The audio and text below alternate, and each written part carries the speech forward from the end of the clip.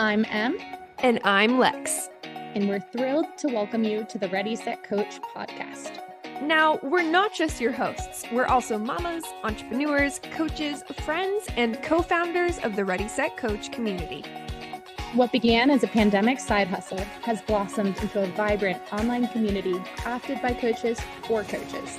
So when we're not immersed in our coaching community on Circle, we're busy managing our other businesses, navigating the ups and downs of life, and of course, recording this podcast. This is where we dive deep into epic conversations about life, business, coaching, and everything in between. So are you ready, Lex? I'm set, Em. Let's coach.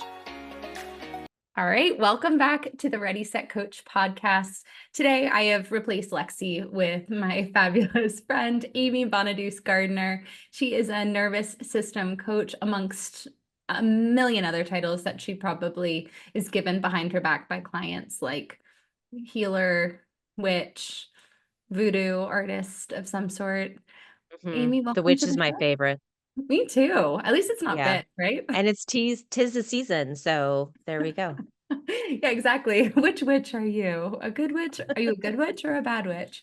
Right. Well, Yeah. the sparkly red shoes are pretty, so I wrote who my whole knows? college essay on the sparkly red shoes. Really? I Really? did. Yeah, find my Emerald City. I went to Right. Ohio. It was very backwards to write about New York City and then moved to Ohio for college. Right. I'd say, how did you find that in Ohio? So Yeah. It was the yeah. yellow brick road took you there? Or Exactly. It was a stop on the way. It was like my Kansas to Emerald City, I think. Got it. Got Yeah. it. That makes more sense. Yeah. Yeah. But I do love those shoes, and I think they're a great Halloween costume. Well, speaking of your witchy tendencies, you are a nervous system coach. Can you first off tell me what the hell that means? So nervous system regulation, very hot topic. So hot right now. And which very hot right now, which also makes me a little bit get on my soapbox about that. But basically, people are after some kind of nervous system regulation, or most of my clients are referrals from other clients. And so they have heard about not necessarily what I do, but the type of situations that I help people with. And so then they're usually by the time they're coming to me, they've tried everything else. And so something a little witchy sounds just about right. So, No but bruise involved either. no, yeah, no. But a lot of my clients have, these days, it's more chronic illness based, or they have some sort of situation that traditional medicine just isn't working for them, or even things like acupuncture and massage and chiropractic, those things aren't really doing the trick for them either. And so they've in this boat of, I've tried everything else. It worked for this person. Let's see if it works for me. It started out with a lot of people having some sort of movement injury or dis-ease, and they were either looking to avoid a surgery or they had a surgery, but they didn't quite get where they were wanting to go. And then the pandemic, that was really a big tipping point where the things that we had been doing before were still in existence, same application, same everything, but instead of it being more physical based, as our nervous systems became more and more tanked during the pandemic, the issues became more significant and also harder to address, especially in the pandemic situation. But the method didn't change; it just who we were applying it to started to broaden. And the fact that I feel like what you were saying, that nervous system regulation is such a hot topic right now. I'm curious, why is it now that we're hearing about the nervous system in a way that I feel like growing up, we didn't really talk about our nervous system? Sure, we barely knew the term fight or flight when I It's was a so kid. true. It's like, what is that? But I'm sure I could have come up with something interesting, but no. I think that it's coming up because as a collective, our nervous systems are becoming more and more tanked. Yeah. And then you combine that with just the fact that we have much more research to facilitate our understanding of the human body function. And we're starting to move away from things being very compartmentalized to being more holistic. And so you put all those things together, and at the end of the day, we simply are a big bundle of nerves governed by biology. And so if any problem that you have, you can probably trace it back to something about your nervous system. It makes sense. I feel like everything from our childhoods, if we were to go into a therapy session right now, it definitely is related to the nervous system or the way that you feel or react, or the emotion that it brings up activates your nervous system in some capacity. And I also think, to your point, like it is this collective where we know a lot more and we have more research, we have more access, and then one person talks about it and then another person talks about it, and people are, I want to say people are more into like self-help now, but I don't think that's the truth, because there definitely were the self-help generations previously in the 80s and 60s and ashrams and cults. Sure. When I think also we're much more open to the idea of getting help for mental health issues. Yes. And our Olympics with Simone Biles was a good example of that, which I think I saw something the other day that, what was it? I don't know, 60, 60. 80, is it Yeah. 60% of women feel more empowered, in particular women, about being okay with getting some sort of mental health assistance. And so, with that being more of a wave, and that's definitely starts to the puts the problem on the person to take accountability for it, right? Because your therapist isn't going to fix it for you, right? Mm-mm. There's not a pill that they're going to give you. And so when we have much more of acceptance of that sort of help available, then that also starts to broaden the horizons of other modalities that are also not going to fix it for you, but they're going to show you the tools for you to figure it out on your own. Which is coaching. I think that Yes, now you see in the coaching industry, if there's if you have a problem that you want solved with a specific expert or mentor in that world, there's probably a person for that. I've seen absolutely. I've seen everything from period coaches to Mhm. yeah, fertility coaches. Name a problem, we have probably seen I it. think you could probably make up a problem and you could still find a coach for that too. Yeah. My dog is a jerk. Yeah, there's a coach for that. Caesar Milan, have you heard of him? Well, and then so I'm curious from a perspective of you doing this work with the nervous system and specifically focusing on these people who either have, you said, a lot of like chronic diseases and or a specific pain that PT or acupuncture didn't solve or didn't help eradicate. What advice do you have for coaches who are dealing with clients who have nervous system challenges but aren't nervous system coaches? Like, where do we send them? What do So we do with them? first of all, for the coaches, I'm assuming that you're meaning like the coach themselves is having Yes, the yes, nervous yes, yes. system thing. Yeah, because it a lot of times it's the coach that's recognizing it that in their client. And Mhm. that's actually a very similar conversation. But if you are the coach and you're having some sort of nervous system situation, and especially with regards to your client or just your work in general, you have to step away from that first of all because it's not the work, it's not the client, it's something about you in a larger bigger picture, and figure that piece out. And it could be, for example, survival patterns are what I consider to be modes of behavior that we learned as children. We just now have more of an adult version of them, and as children they helped facilitate getting our needs met, Mm. and then as adults we carry out basically the same behavior, just has, again, an adult flavor to it. Sometimes not, Mhm. but it has an adult flavor to it, and then at some point, those survival strategies just don't serve us anymore. They're no longer functioning, and that's usually when people start to investigate, okay, there has to be something better, and that's, again, where just coaching in general comes in. But in the end, it's probably something about you. So even if it's your dog, right? Mhm. So your dog's being the butt head or whatever it is, it's Mhm. probably something about you and your interaction with them. And even if it's the words that come out of your mouth or it's a body language that you exhibit, all that again goes back to the basics of what's the state of your nervous system. And when we can start to recognize, okay, this is the state of my nervous system. And when I'm in this state, these are the tendencies, these are the behavioral patterns that I tend to exhibit. I've already started to change the patterns.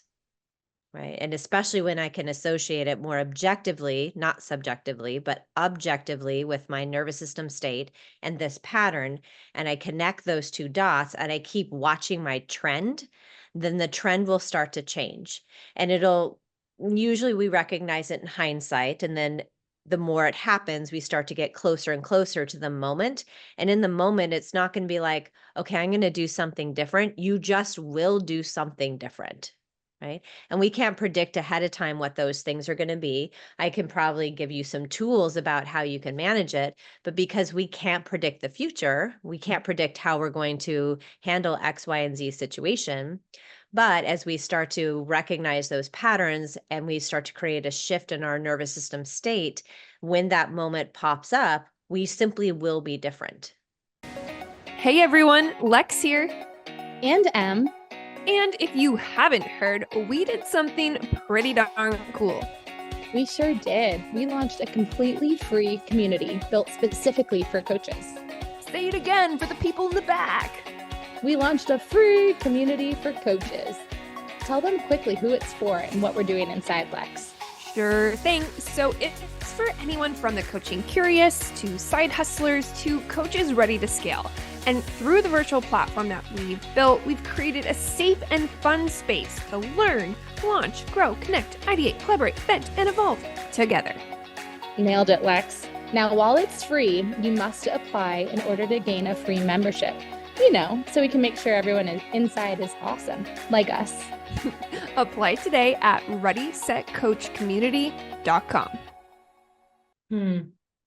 And reflecting on this, I feel like even thinking about business ownership over the years, like your first year of ownership, everything, every feedback that you receive, every email that has a negative connotation or undertone to it, you feel so physically and you feel so personally. And I don't know if you've been in this state, Amy, but where you respond back immediately and you're defensive and you're angry and your skin is flushed and like your heart is beating. And I have gone back and I've reread those emails with time and with hindsight, and I'm embarrassed for the things or the way that I reacted then when I could have just given it space or given it a little bit of perspective. And I think that's also maturing and not taking things as sensitively or as personally. Sure. And that response, that defense, that's stage 2. So that's your fight reflex, right? And stage 2 fight is usually one of defense as opposed to attack, right? But if something comes to me and if that's a trigger for me and then it triggers my fight or flight state, or if I'm already fight or flight, thus I'm already primed for that reaction, then we just do it, right? Because that's what we are supposed to do in a fight or flight state. That's the reflex. And that's what the hard thing about changing these patterns is that it's a reflex. It's just like when the doctor taps your patellar tendon and your foot kicks out, right? You can't not make that happen. Right? It's a reflex. But if you recognize, just like you said, you go back and you read those emails and you read those texts, right? And you probably in hindsight, you were like, well, I could have done that over again. Yes. Right. Or you I'm might so start to sorry. recognize like how that might feel internally, whether that's, truly fight or flight or not. It might just be like, okay, I know that my tendency is to do this. I need to do something different. I don't know what that is, but just like wait a day might be the answer sometimes. One of the conversations Lexi and I have about this is whenever we get that trigger, or it happens all the time with emails. I think you are in one mindset, you look at your inbox, this email that can like turn you cold inside pops in, or it's from a client, or it's from someone that's not happy with something, or they have a complaint, and it can just change the course of your entire day. We've all had it, I think, in some capacity. But we always talk about this in our podcast, that feeling, exactly what you said, of just getting neutral and maybe giving yourself a moment, calling a friend, walking outside, drinking water. Hydration is so important, and we forget to hydrate or move our bodies, and then sit back to the situation before we angrily respond, how dare they say X, Y, and Z thing. Sure. Yeah. And the movement piece of that, even if it's getting a drink of water, because that requires a movement action, movement is incredibly important because it generates a lot of sensory input. And when my brain starts to receive more sensory input, then I can better sense the reality of the situation as opposed to my perception of the situation. So that even just giving yourself that 10 seconds of lifting up your cup or Yep. walking to your fridge and getting Or, water. yep. Yeah. Walk to the fridge and maybe take the long route. But yes. And you get on a plane and you go to Belize and you Right. change your name and you shut down your company. Yeah, and we definitely have had those moments as entrepreneurs. So my final question for you as a coach, are there any things that you wish at the beginning, you've had your business for so many years now, you've changed the lives of so many individuals who have come to you with when they were ready because they had a need that needed to be solved. But what unsolicited advice would you give to coaches about running their business and showing up as their full selves without like stabbing a client? Without stabbing a client. Or burning their business to the ground. I think the biggest thing is that we have a perception of control, and control really is an illusion. It's a very big illusion, but it makes us feel better about whatever our situation is. And so if once that I surrender to the fact that I don't have control and I can only make decisions right now in this moment, I can only take action right now in this moment, right? And those are the limited things that I do have control of, like going to the refrigerator and getting a drink of water, right? When I start to take those actions right now, surrender to what is, then things start to flow a lot easier because I'm not fighting the reality of something. I'm not trying to force it to be something other than what it is. And then once I start to do that, then all sorts of things start to open up. And it might be that we literally start to see the things that are right in front of our face. It might be that our creativity starts to expand. And so we more thoughtfully or psychologically see solutions to a problem. But the idea that we have control over a conversation, that we have control over another person's action, that I have control over my business even is an illusion. And once And I we give up that idea and just surrender, literally surrender, then things are so much easier. And I think that's such an amazing reminder too. As coaches, we aren't problem fixers. But like, sure, we're problem solvers and we can lead a horse to water, but at the end of the day, it's your client's choice to decide if they want to take that action. And you can give them all of the information, you can guide them accordingly, but you aren't going to fix the problems for people who don't want to be Mhm. fixed. Yeah. And then furthermore, their success or failure, at least this is how I view myself, my Agreed. client's success or failure doesn't actually have anything to do with me. Amy, we need to frame And that right there, right then and there. Can you just say that one more time? Just for those in the back who can't hear you. so my client's success or failure has nothing to do with me, right? If they succeed, they did it, not me. If they fail, they did it, not me, right? I think that is like the number one piece of advice.